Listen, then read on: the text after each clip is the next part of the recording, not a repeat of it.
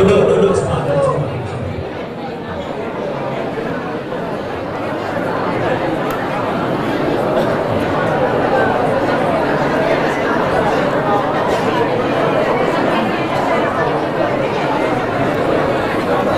Bismillahirrahmanirrahim. Assalamualaikum warahmatullahi wabarakatuh.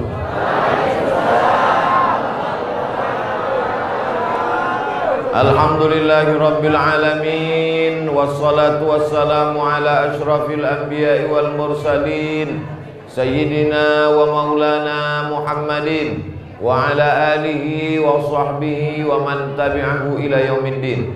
Rabbi shrah li sadri wa yassir li amri wahlul 'uqdatam min lisani yafqahu qawli. Mudah-mudahan bapak-bapak, ibu-ibu, hadirin hadirat, tokoh masyarakat semua yang berhadir ini selalu dalam lindungan Allah Subhanahu wa taala. Man shalla subha fi jama'atin, siapa yang salat subuh berjamaah, kana fi zimmatillah, maka dia akan selalu dalam lindungan Allah. Man shalla subha fi jama'atin, siapa yang sholat subuh berjamaah, summa qa'ada yazkurullah, habis sholat subuh dia tidak keluar masjid tapi dia duduk berzikir mengingat Allah, hatta tatlu'asy syamsu, sampai terbit matahari. Summa yusalli rak'ataini, setelah itu dia sholat sunat 2 rakaat. Kanat lahu ka'ajri hajjatin wa umrah, dapat pahala dia seperti melaksanakan haji dan umrah. Sholat subuh berjamaah, tak keluar masjid, duduk berzikir, pengajian mengingat Allah, sehabis ini solat sunat 2 rakaat, maka dapat pahala macam seperti haji dan umrah, tamah sempurna, tamah sempurna, tamah sempurna. Rezeki diturunkan Allah. Allahumma barik li ummati fi bukuriha, berikanlah umatku ini berkah di waktu subuh. Maka kata orang tua kita dulu, jangan sampai rezeki di patok ayam. Lebih dulu pula ayam tu bangun daripada dia lagi. Nah, maka jangan sampai rezeki di patok ayam. Orang sekarang sudahlah rezeki itu di patok ayam, diterkam kucing, dimakan anjing, diterkam babi, habis semuanya. Kenapa yang haram-haram aja Ustaz sebutkan, sedangkan yang haram-haram pun bangunnya cepat. Kenapa pula kita yang dilarang makan yang haram bangunnya lambat? Tapi alhamdulillah, saya sangka tadi ini masjid hanya 1-2 sop saja yang datang sholat, tapi rupanya melimpah ruah. Beginilah rupanya sholat subuh di Masjid Jabal Nur, Desa Sigrun. Oh, cantik gambar masjid tuh. Itu masjid mana itu? Masjid ini? Begitu rupanya kalau dari luar ya. Yang saya khawatirkan itu adalah waktu saya menengok ke sana, tak sesuai antara gambar masjid itu dengan masjid aslinya. Khawatir saya bapak ibu menengok kemari begitu juga, tak sesuai antara yang gambar itu dengan aslinya. Gambar tuh paten kali. Entah di mana dapat panitia. Insya Allah semua yang kita lakukan ini kalau karena Allah, baik di mata, baik di hati. Gambar itu adalah niat baik masyarakat Desa Sigrun supaya Masjid Jabal Nur, memang betul-betul di atas bukit masjid ini. Jabal Nur. Jabal Nur itu tempat turunnya wahyu. Iqra bismi rabbikal ladzi khalaq, khalaqal insana min 'alaqin, iqra wa rabbukal akram alladzi 'allama bil qalam 'allamal insana ma lam ya'lam. Turunlah wahyu dibawa oleh malaikat Jibril alaihi salam. Saya pun turun di Masjid Jabal Nur ini, ada yang membawanya. Yang membawa saya ini namanya HRB. Tahu Bapak Ibu HRB? Haji Rashid Bancin. Yang dibawa ini namanya UAS, Ustadz Abdul Somad. Jadi sekarang orang pakai singkatan-singkatan aja. Siapa itu? PKK katanya. Apa itu? Perempuan kurang kerjaan. Bukan kata saya, kata orang. PKK itu maksudnya adalah Tak ingat pula entah apa aslinya. Ini masjid ini sudah over capacity. Over capacity, tak muat lagi. Seandainya dipertahankan juga masjid ini, meletup ini masjid ini, meledak, maka mesti ditambah dindingnya ke samping. Ditambah. Udah ditambah? Itu ditambah. Mesti diselesaikan ini. Maka insya Allah yang mewakafkan tanah, yang menyumbangkan semen, batu bata, kerikil, pasir, besi, kusen, kipas angin, Masya Allah banyak. Yang hidup cuma 3 lah. Kipas angin yang di rumah kita, AC yang di kamar kita, kipas angin di ruang tamu, kipas angin di dapur, kipas angin di ruang makan. Kalau kita mati tinggal. Betul tak cakap saya ini? Tapi kipas angin yang diwakafkan ke Masjid Jabal Nur, dipakai orang sholat subuh, sholat asar, sholat maghrib, sholat isya, sholat tahajud, sholat witir, sholat du'a, iktikaf 10 terakhir Ramadan, iktikaf malam tahajud 10 Ramadan. Itulah yang akan kekal abadi mengalir ke kubur, ke makam lapang alam barzah. Siapa yang mau kuburnya pakai AC, sedekahkanlah AC ke masjid ini. Apa beda sedekah sama wakaf Pak Ustadz? Kalau sedekah tuh habis, kasih duit habis, kasih lilin habis, lilin dibakar, ambil lilin, bakar, nyalakan api, dibakar, habis, namanya sedekah. Kalau wakaf dia tak boleh habis. Makanya kalau dipugar ini dinding-dinding masjid ini tak boleh habis. Macam mana dinding tak boleh habis? Andai batu bata, kosen, pintunya ini hancur, maka tetap ditimbunkan ke lantai, tak boleh. Andai mau dijual juga sengnya, tetap sengnya dijual tapi duitnya balik ke, tak boleh ke yang lain. Itu arti wakaf. Kenapa? Karena kita bertanggung jawab di hadapan Allah Subhanahu wa taala. Satu butir pasirnya itu nanti akan dituntut di hadapan Allah. Faman ya'mal mithqala dzarratin khairan yarah. Maka menjadi panitia renovasi masjid itu pahalanya luar biasa, mengalir pahalanya, tapi dosanya juga mengalir. Tapi jangan gara-gara ini lalu panitia renovasi Masjid Jabal Nur bubar. Cuman HRB Ustadz Rasid Bancin, cuman cerita Masjid Jabal Nur berhenti pembangunan Pak Ustadz. Udah Ustadz Somad ceramah di situ kemarin, panitianya membubarkan diri gara-gara Ustadz bilang satu pasir pun dipertanggungjawabkan. Insya Allah silap salah sikit-sikit dimaafkan Allah. Tapi tentang barang-barang ini semuanya kita akan dituntut di hadapan Allah Subhanahu wa taala. La tus'alunna yauma idzin anin naim. Naim, nikmat-nikmat ini semua ditanya Allah Subhanahu wa taala. Wakaf lampu orang, wakaf kosen orang, wakaf keramik orang. Maka jangan sampai kita mati melainkan membawa amal-amal soleh. Sanggup engkau memberikan hartamu, duitmu, kasih. Tak sanggup memberikan duit, tenaga, ikut gotong royong, lecet tangan, mengecor. Tak juga sanggup, datang bawa bakwan 2-3 biji. Ibu-ibu mengasih semen tak sanggup, ikut gotong royong tak bisa, ikut mengaduk semen tak bisa. Apa yang bisa? Bawakan teh manis dingin untuk tukang-tukang. Tapi katanya Pak Ustadz senyum adalah sedekah. Jadi saya datang senyum aja ke tukang, tak boleh.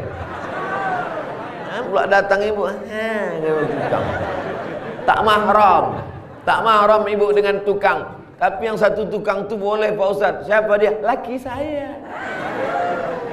La ilaha illallah Muhammadur Rasulullah. Apa kabar ibu-ibu? Sehat semua? Saya kalau nampak saya lah omak-omak menggendong anak-anak kecil, teringat saya dulu dibawa omak saya pengajian. Asal nampak saya ibu-ibu menenteng anak, ingat saya cuma anak kecil dulu, dibawanya juga lah ke pengajian. Kenapa? Dijumpakannya ke ustadz-ustadz. Asal jumpa ustadz sapu kepala, dikasihkan air minum. Barulah saya paham sekarang. Begitulah rupanya orang tua dulu mengharapkan anaknya berdoa, didoakan, saling mendoakan. Mudah-mudahan ibu-ibu yang bawa anak ini anak-anaknya soleh-solehah. Ini omak-omak sekarang dah anak-anak dibawa nengok keyboard tunggal. Balik situ mencakar-cakar aja bawanya. Dengarnya pula lagu Kucing Garong. Bapak Ibu yang dimuliakan Allah Subhanahu wa taala, manusia ini aneh. Apa anehnya? Pergi pagi pulang petang mencari rezeki, mencari makan, sampai tak sholat subuh. Di kota besar berangkat kerja jam 4 subuh. Orang sholat subuh jam 5, jam 4 dia sudah berangkat, macet di jalan, sampai kantor jam 6. Tidak sholat subuh, tidak makan, gara-gara mencari makan. Gara-gara mencari makan sampai tak makan. Makan siang tinggal gara-gara rapat penting. Sholat melayang. Makan malam macet lagi. Akhirnya sampai rumah minum kopi, tidur. Begitulah setiap hari sampai akhirnya masuk rumah sakit, diperiksa dokter. Bapak kenapa sampai begini? Gara-gara tidak makan hanya karena mencari makan. Aneh manusia. Duit yang dicari di kantor, kerja, proyek, macam-macam, dagang, bisnis, akhirnya duit itu masuk ke rekening. Berbunyi handphone satu hari 10 kali. Kring, 10 juta. Kring, 5 juta. Tit, 2 juta. Begitu diperiksa, full tabungan. Tapi hanya numpang lewat saja. Setelah itu diserahkan ke dokter-dokter. Dokter jantung dapat 50 juta. Dokter tulang dapat 20 juta. Dokter macam-macam lah. Pak dokter jangan tersinggung, bayar aja zakat, sedekah-sedekahkan ke masjid. Itu akan menolong di hadapan Allah Subhanahu wa taala. Bapak Ibu yang dimuliakan Allah Subhanahu wa taala, sesungguhnya rezeki yang kita cari itu sebetulnya punya siapa? Punya Allah. Lillahi ma fis samawati wa ma fil ard. Apa yang ada di langit, apa yang ada di bumi punya Allah Subhanahu wa taala. Lalu yang punya kita mana? Yang punya kita adalah yang kita sedekahkan. Itulah yang punya kita nanti yang kekal abadi. Ditanam sawit, tanahnya dia yang beli. 1 hektarnya 100 juta. Ditanam sawit, 3 tahun buah pasir, dipanen, dipupuk, dimeruning, diberondol. Sesudah itu mati. Sawitnya dijual sama bini. Akhirnya dia nikah sama berondong manis. Yang punya bapak mana? Bapak yang membeli tanah, bapak yang memanen, bapak yang memupuk, bapak yang menjaga. Bapak tak bawa apa-apa. Ada orang mati bawa surat sawit. Ada orang mati bawa berondol. Yang kau bawa mati, itulah satu semen, satu sak yang kau kirimkan ke Masjid Jabal Nur. Yang kau bawa hanya yang kau sedekahkan. Mudah-mudahan Bapak Ibu punya tabungan 100 juta. Tak yakin. Mudah-mudahan Bapak Ibu punya tabungan 100 juta. Kira-kira kalau jamaah Masjid An-Nur punya tabungan 100 juta, mati, duitnya dibawa atau tinggal di rekening? Tinggal di rekening. Kalau mau mati bawa 100 juta, serahkan duit itu ke Masjid Jabal Nur. Ragu. Saya ulang sekali lagi. Yang kita bawa mati hanya yang kita sedekahkan. Cakap saya ini betul apa salah? Ibu yang kaya, yang banyak duit, asal panen sawit, sawit harga melambung sekarang. Panen sawit, beli cincin. Panen sawit, beli gelang. Panen sawit, beli anting. Panen sawit, beli rantai. Panen sawit, beli mobil. Panen sawit, beli rumah. Panen sawit, bangun rumah. Mati ibu. Apa yang ibu bawa? Ada orang mati bawa cincin? cincin ibu itu dikumpulkan bapak semuanya untuk modal dia menggantikan ibu. Hari ini ibu boleh tersenyum, tapi nanti balik ke rumah mulai merenung. Betul juga kata Ustaz. Tapi jangan gara-gara cakapku ini lalu bapak tu tak minum kopi pagi ini. Pas tanya, Adinda, mana kopi abang? Buat aja sendiri. Patutlah selama ini kau pegang-pegang cincinku itu ya.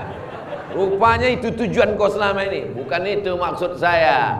Pakailah cincin itu satu di kanan, satu di kiri. Tapi kalau sampai 4 di kanan, 3 di kiri, sedekahkanlah untuk wakaf Masjid Jabal Nur. Itulah yang akan kekal abadi insyaallah. Amin. Saya sangka yang bergerak ini kotak minuman, rupanya kotak sedekah. Kotak sedekah pembangunan. Mainkan. Kosongkan kotak itu Pak, isi pakai duit. Insyaallah subuh ini selesai ini insyaallah. Satu orang 100 juta selesai. Masjid Jabal Nur. Man bana masjidan, siapa yang bangun masjid, banallah mislahu baitan fil jannah. Siapa yang bangun masjid, dibangunkan Allah untuknya satu rumah di surga insyaallah. Amin. Ustaz Somad itu cuma pandai ceramah aja itu. Dia sendiri tak ada mengasihi untuk masjid. Ah, mana kotaknya, letakkan sini.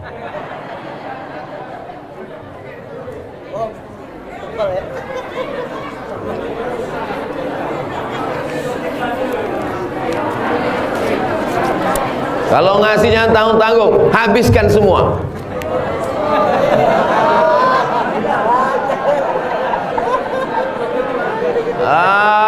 Ustadz katanya Ustadz habiskan, buktinya di samping masih ada.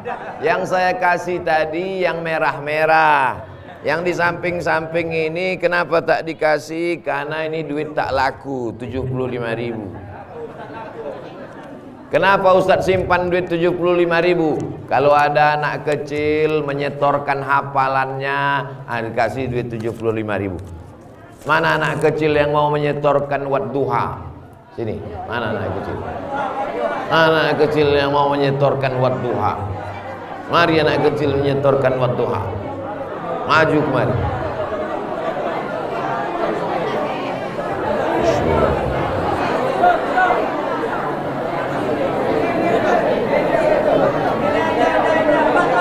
Maju sini.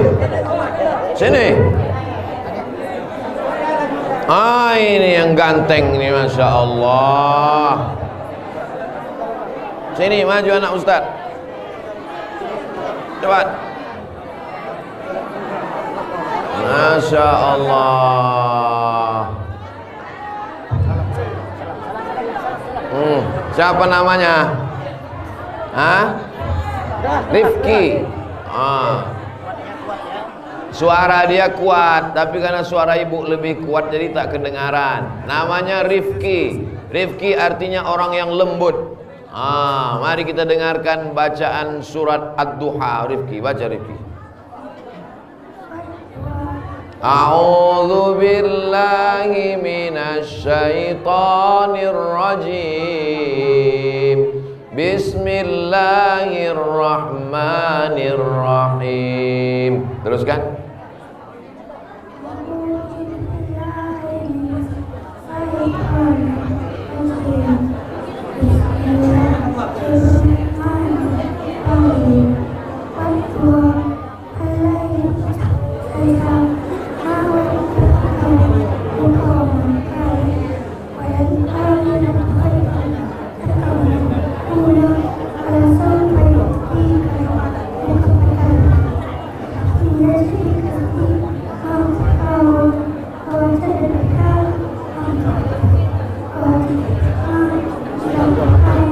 Fa'ammal yatima fala taqhar wa ammas sa'ila fala tanhar wa amma bi ni'mati rabbika fahaddis.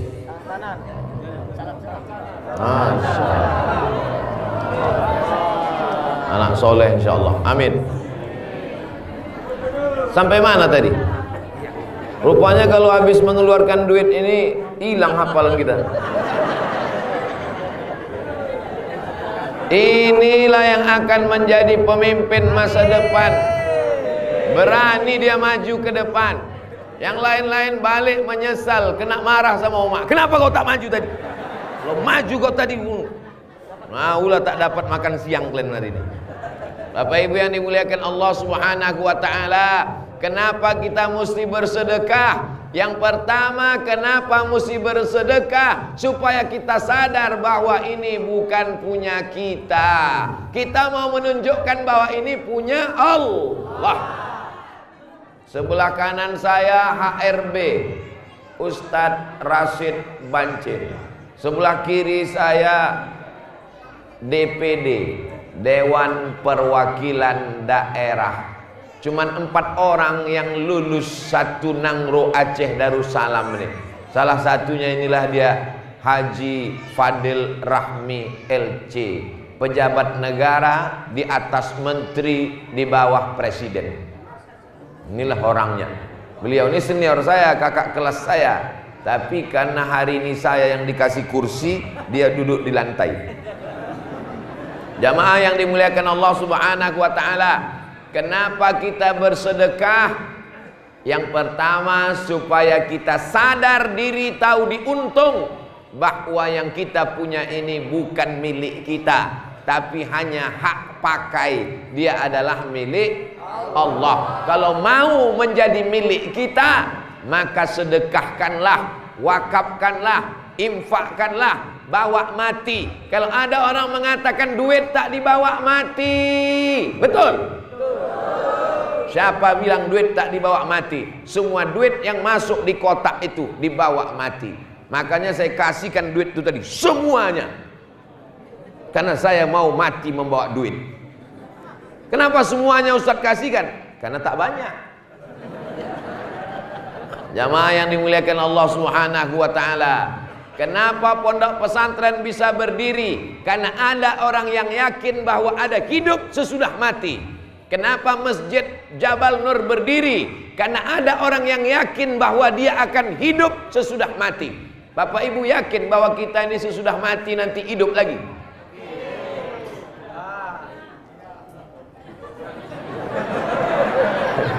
Saya tanya sekali lagi.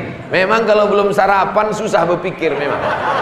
Bapak Ibu yakin tak bahwa kita sesudah mati nanti hidup sekali lagi? Bu, siapa yang mencuri jendela ini sampai hilang kacanya? Sudahlah tak mengasih jendela ke masjid, kaca masjid itu pula dijualnya. Ibu yakin tak bahwa sesudah kita mati hidup kita sekali lagi? Yakin? Tak yakin? Patutlah tak bersedekah. Pak, Bapak yakin tak bahwa kita nanti sesudah mati hidup kita sekali lagi? Yakin? Mereka yakin. Kenapa kalian tak yakin? Kita ini sesudah mati dimakan cacing tanah, dimakan ulat, dimakan pokok kayu, kol, sawi, jagung, padi, memakan orang mati. Orang mati di bawah tanah, zat-zatnya diisap oleh padi, padinya digiling jadi beras, berasnya dimasak, dimakan Abdul Somad. Sesudah itu Abdul Somad pun akan mati, dimakan cacing tanah. Yang hari ini suka memancing, menyiksa cacing, hati-hatilah kau. Apa kata cucu-cucu, cicit-cicit cacing itu? Inilah dulu yang selalu menyiksa atuk kami. Inilah yang dulu mencucuk-cucuk omak kami. Sekarang kau mati, kaulah yang akan kami gigit, kata dia. Habis kalian dimakan cacing tanah. Tapi kemudian kita hidup sekali lagi. Sulitkah bagi Allah menghidupkan kita? Ayatnya dibaca tiap malam Jumat, pagi Jumat, petang Jumat, sore Jumat, habis asar ibu-ibu baca innama amruhu iza arada syai'an ayyaqula lahu kun. Bangkit kita tegak lagi menghadap Allah Subhanahu wa taala. Begitu sampai di surga, orang sigrun melihat istana yang cantik dan indah. Kepada masyarakat Sigrun, silakan masuk ke dalam surga. Begitu sampai di surga ditengok orang Sigrun, kenapa istanaku cantik betul ya Allah? Karena engkau ikut membangun Masjid Jabal Nur. Yakin apa tak yakin? Yakin tak yakin bukan dari ucapan jawaban mulut. Yakin tak yakin dari tengok berapa isi kotak tadi. Kotak tetap berjalan. Tolong Pak Polisi kawal kotak ini, karena aku tengok jalan raya dekat. Takut ku dilarikan orang nih ke Medan nanti. Ustadz suuzon sama orang Sigrun. Bukan suuzon, kejahatan.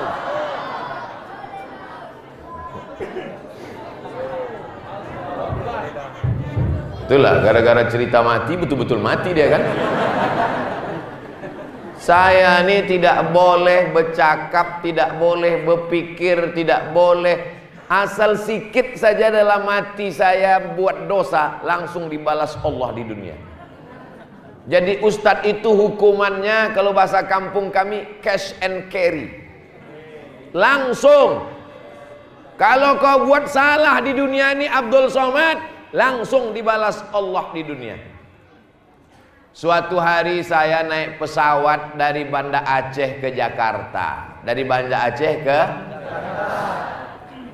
Pas naik pesawat itu, di samping saya ada anggota DPD, namanya Haji Tengku Haji Padil Rahmi LC. Saya tengok dia pakai kain sarung. Dalam hati saya, kenapa lah DPD ini pakai kain sarung naik pesawat? Cuman tak saya cakapkan, segan saya. Dalam hati aja, apalah pakai sarung pula naik pesawat? La ilaha illallah. Dalam hati saya. Beberapa hari sesudah itu saya pun berdakwahlah ke desa pedalaman. Pergi ke Payakumbuh, Sumatera Barat, naik mobil 4x4 double guard dan masuk ke dalam hutan, naik ke dalam bukit, masuk menginap di dalam. Sehari, 2 hari, sesudah itu pas hari terakhir celana tinggal 1. Mau mandi di air terjun, namanya air terjun Batu Tilam, istana yang tersembunyi, cantik luar biasa. Mandi tidak, mandi tidak, mandi. Kalau mandi celana basah. Nanti pulang kan ada sarung. Mandilah, mandi air terjun segar dingin, pakai kain sarung. Nanti dari mobil kan pakai sarung tak apa-apa. Begitu sampai di kampung, hujan lebat, banjir, mobil tak bisa lewat. Besok pagi ada jadwal ceramah di Duri, tidak bisa lewat. Semua mobil tak bisa lalu. Saya tanya Pak Kades, gimana caranya biar supaya lewat? Jembatan tak ada.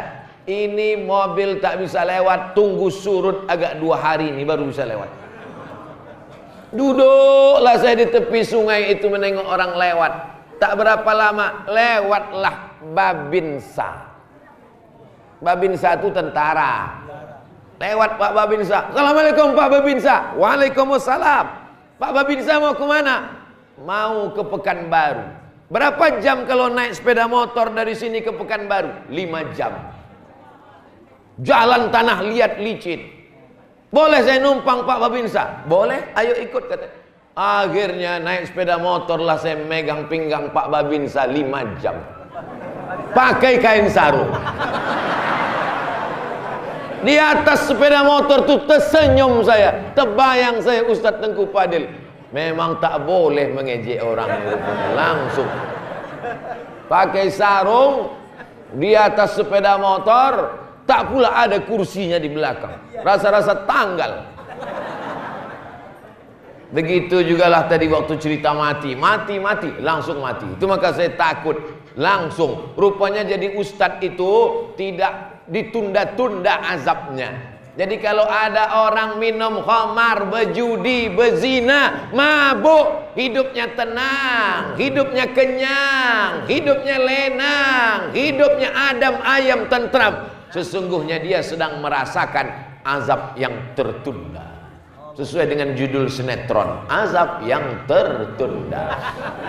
Saya sedang mau ngasih tahu, yang pelit, yang bakhil, yang kedekut, yang tak mau bersedekah, rezekinya lancar, sawitnya luas.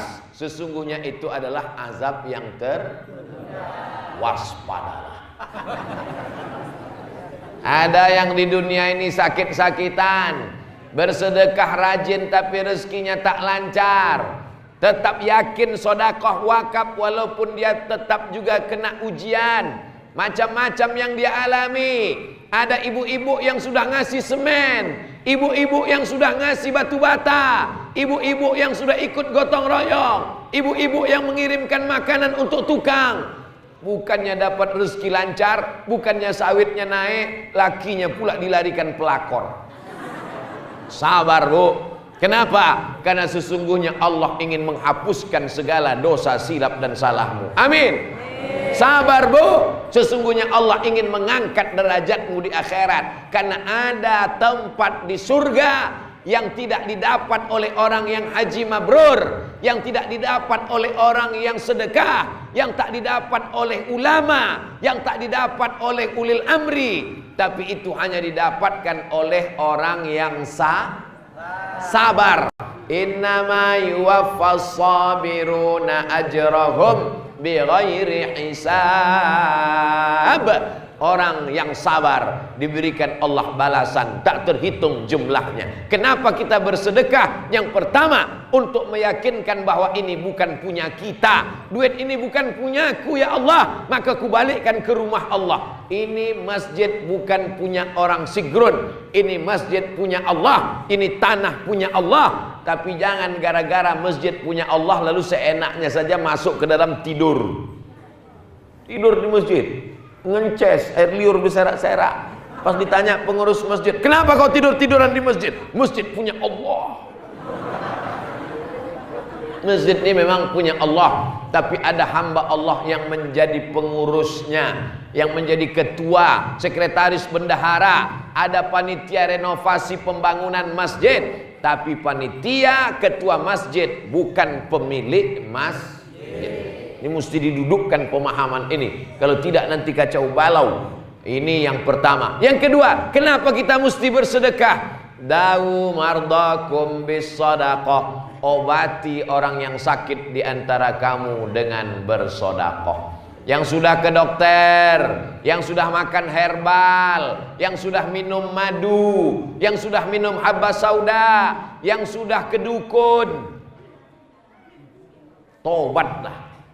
Man atakahinan, siapa yang datang ke dukun, fasaddaqahu bima yaqul, percaya kepada dukun, falam tuqbal lahu salatun arba'ina yauman, tak diterima salatnya 40 hari 40 malam. Bertaubatlah. Suami tak pulang-pulang, ke dukun. Anak tak laku-laku, ke dukun. Liku-liku, laki-laki, laku-laku yang tak laku-laku karena luka-luka. Dagangan tak lancar, ke dukun. Kalau memang dukun bisa menyelesaikan masalah, kenapa dukun itu hidupnya bermasalah? Hai dukun-dukun, tobatlah kalian. Satu-satunya dukun yang boleh cuman satu, dukun sunan. Kenapa dukun tak boleh? Kenapa dokter boleh? Karena dukun berkawan dengan jin, hantu, setan. Sedangkan kita setiap hari minta perlindungan Allah dari gangguan jin dan setan. Alladzi waswisu fi sudurin nas minal jinnati. Ke dokter sudah, minum madu sudah, makan herbal sudah, alternatif sudah, akupunktur sudah, belum juga sehat. Ada satu yang belum kau lakukan, berobat dengan cara bersedekah. Saya udah sedekah tak sehat-sehat Pak Ustadz. Berapa kau sedekah? 2.500. Mana ada obat 2.500? Pergilah kalian ke puskesmas, pergilah kemana-mana, itu obat. Maka Allah subhanahu wa ta'ala sedang menguji. Kalau kau memang sayang pada dirimu, sayang pada anakmu, sayang pada istrimu, serahkan 2-3 sak semen. Ini aku wakafkan sekian sak semen. Setelah itu berdoa kepada Allah, ya Allah, berkat sedekahku sembuhkanlah ya Allah. Tapi jangan kuat-kuat, nanti ria. Antara kita dengan Allah saja.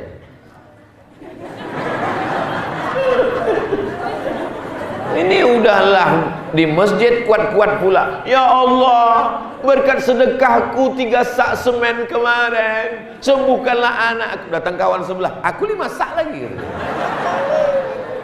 Nah, bolehkah kita berdoa dengan menyebut sedekah kita? Bolehkah kita berdoa dengan menyebut sedekah kita? Ada 3 orang terjebak di dalam gua. Ada 3 orang terjebak di dalam gua. Sampai di dalam gua, hujan lebat, pintu besar tertutup oleh batu yang bergelinding dari atas bukit. Tup! Tertutup pintu. Yang satu berdoa, ya Allah, aku punya pembantu. Pembantuku mau gajian, gajinya tak diambilnya. Gajinya ku belikan ke kambing, kambingnya beranak pinak bercucu cicit. Setelah itu pembantuku itu datang, ku panggil dia. Pembantu, kesini kau sebentar. Kenapa tak kau ambil gaji kau kemarin? Aku lupa. Gaji kau sudah kubelikan kambing, kambing kau sudah beranak cucu cicit sekandang. Ambillah kambing kau tu semua. Akhirnya pembantuku itu mengambil kambing itu semua, satu pun tak disisakannya. Parah juga pembantuku itu. Ya Allah, kalau memang ikhlas aku berbuat sedekah kepada pembantuku ini, bukakanlah pintu gua ini ya Allah. Terbuka pintu gua gara-gara bertawassul dengan sedekah. Hadis ini ada dalam Sahih Al-Bukhari. Sekarang saya tanya, bolehkah kita berdoa dengan menyebut sedekah kita? Boleh. Tadi katanya tak boleh. Itulah dalil boleh berdoa dengan menyebut sedekah. Yang satu lagi, pintu sudah terbuka tapi belum bisa keluar karena pintunya kecil. Lalu kemudian tak muat badannya. Yang satu lagi berdoa, ya Allah, aku balik ke rumah membawa susu kambing. Biniku menangis kelaparan belum makan. Anakku menangis kelaparan belum makan. Susu kambing ku tahan. Ku tunggu omakku bangun. Ku tunggu ayahku bangun. Karena mereka tertidur. Setelah ayahku bangun, emakku bangun, ku kasihkan susu kambing itu. Minumlah mak, minumlah ya. Setelah mereka minum, ku tengok mereka tenang, bersisa susu, baru ku berikan ke anak dan istriku. Kalau memang perbuatanku ini baik, bukakanlah pintu ini ya Allah. Itu dalil boleh berdoa dengan menyebut bakti kepada orang tua. Orang dulu dikasihnya susu untuk emaknya, untuk ayahnya, baru untuk anaknya. Orang sekarang sudah muntah-muntah anaknya tak juga meleleh ke emaknya. Cemana doa kita mau dikabulkan Allah Subhanahu wa taala? Sesudah emak itu mati, sesudah tak ada, barulah dia menangis menggaru dinding. Oh ma. Kalau ada orang macam ini, ambilkan dodos tu ke tengkuknya. Bukan, jangan mati, pukulkan sikit lagi. Saudara yang dimuliakan Allah Subhanahu wa taala, kenapa kita bersedekah? Menurunkan rahmat Allah. Buah itu sudah masak di tangkai, tapi mesti dijolok dengan galah. Menjoloknya itu adalah dengan sedekah. Abdul Somad akan membangun musola. Abdul Somad akan membangun musola. Tidak ada meminta. Tiba-tiba datanglah orang Cina mengasih 500 sak semen. Tak Islam. Tak Islam. Mereka bersedekah itu bukan mau ingin masuk surga, tapi kenapa mereka suka berbagi? Ayah, hoki lah. Hoki maksudnya rezeki datang. Dia dengar Abdul Somad mau bangun musola, langsung pengurus nelpon. Ustadz, ya ini ada orang tak Islam mau ngasih 500 sak semen. Boleh tak kita terima? Ayah, boleh lah. Saudara yang dimuliakan Allah Subhanahu wa taala, orang tak Islam saja percaya bahwa sedekah bisa menjolok rezeki. Orang Islam salat, dengar ceramah, berapi-api, rajin datang, giliran bersedekah. Giliran datang bersedekah.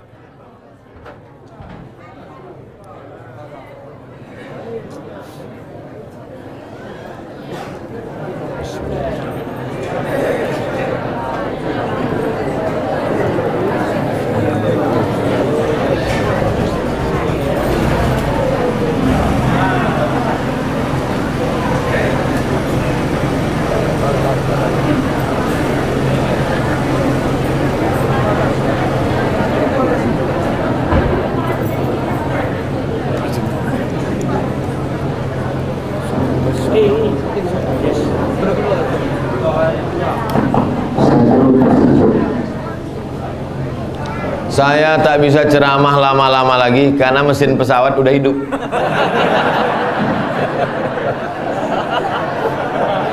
Saya udah dikasih tahu panitia tadi, Ustadz ceramah tinggal 9 menit lagi. Tadi karena Ustadz mulai jam setengah 6, sekarang udah jam setengah 7 kurang 9 menit. Itu kata dia. Tapi insya Allah saya teruskan yang ketiga. Yang pertama, bersedekah untuk menunjukkan bahwa ini bukan punya kami ya Allah, ini punya Engkau, kami balikkan kepada Engkau. Nih, Masjid Jabal Nur Desa Sigrun. Yang kedua, yang sakit-sakit diobati dengan sedekah. Yang ketiga, kullu mri'in tahta zilli shadaqatihi. Nanti kita mati menghadap Allah, bangkit di padang mahsyar, tak ada atap, tak ada tenda. Wa takunul jibalu kal ihnil, bukan mampus, maufush. Nun berjumpa dengan fa, keluar angin. Mau fa, keluar angin. Fushin, keluar angin. Letakkan bulu kambing, potong bulu kambing, tak ada bulu kambing, bulu kaki. Letakkan ke telapak tangan, baca wa takunul jibalu kal ihnil mau. Ketika di padang mahsyar itu, gunung-gunung seperti bulu kambing yang dihembus angin. Gunung Sibaya, Gunung Kidul, Gunung Kelut, Gunung Merapi, udah dekat pesawatnya. Gunung Merapi, semuanya akan terbang. Kalau Gunung Sibaya akan seperti bulu kambing dihembus angin, apalagi lah Abdul Somad. Lalu di mana kita bernaung? Kullu mri'in tahta zilli shadaqatihi. Orang akan bernaung di bawah sodakoh, bukan somat. Ibu akan bernaung di bawah sodakoh, Bu. Kakak akan bernaung di bawah sodakoh, Kak. Makcik akan bernaung di bawah sodakoh, Makcik. Nenek akan bernaung di bawah sodakoh, Nek. Opung akan bernaung di bawah sodakoh, Opung. Semua kita akan bernaung di bawah sodakoh. Kenapa yang Ustaz sebut tadi yang perempuan-perempuan aja? Yang kerja cari duit ini kan laki-laki. Memang yang mencari duit ini laki-laki, tapi yang memegang duit, tengok mengaku mereka. Maka duit ini disedekahkan supaya kita dapat atap nanti di akhirat, di padang mahsyar. Sekarang kita bisa enak pengajian karena ada atapnya, cantik pula atap masjid ini, Masya Allah. Lampunya kelap-kelip karena sesuai dengan mesin tadi, jangan terlalu ditengok. Ini lampu ini kalau terlalu tengok berkelap-kelip, nanti pas nengok muka kawan berkelap-kelip juga muka kawan. Jamaah yang dimuliakan Allah SWT. Nanti kalau ada orang bertanya, apa isi ceramah Ustaz Somad itu tadi? Entah aku entah ingat. Sebentar-bentar kiki. Sebentar-sebentar kiki. 3 yang disampaikan Abdul Somad itu tadi. Yang pertama, kita mesti sadar bahwa ini bukan punya kita. Yang punya kita, kita bawa mati yang kita sedekahkan. Ini pesawat semakin mendekat, mohon maaf. Yang kedua, bahwa kalau mau sehat, yang sakit-sakit banyak-banyak bersedekah. Yang ketiga, bahwa kita akan dapat naungan di padang mahsyar sesuai dengan sedekah kita. Ustaz Somad nanti 5.042.000. Terkumpul 5.042.000. Yang menjadi pikiran saya, siapa lah yang mengasih 2.000 tuh?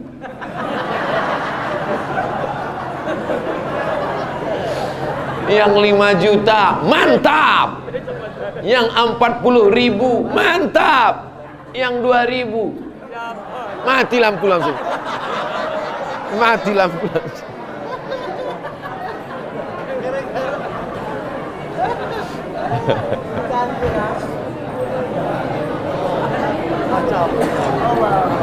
Inilah kondisi kabupaten. Tak apa, biasa. Alhamdulillah.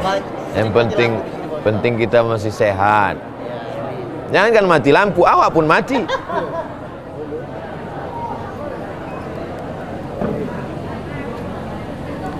Sekecil apapun sedekah kita akan dibalas Allah. Jadi yang tersinggung mendengar 2000 tadi, bangkitkan semangat. Faman ya'mal mithqala dzarratin khairan. Maka nanti kalau mau sedekah 2000, masukkan aja.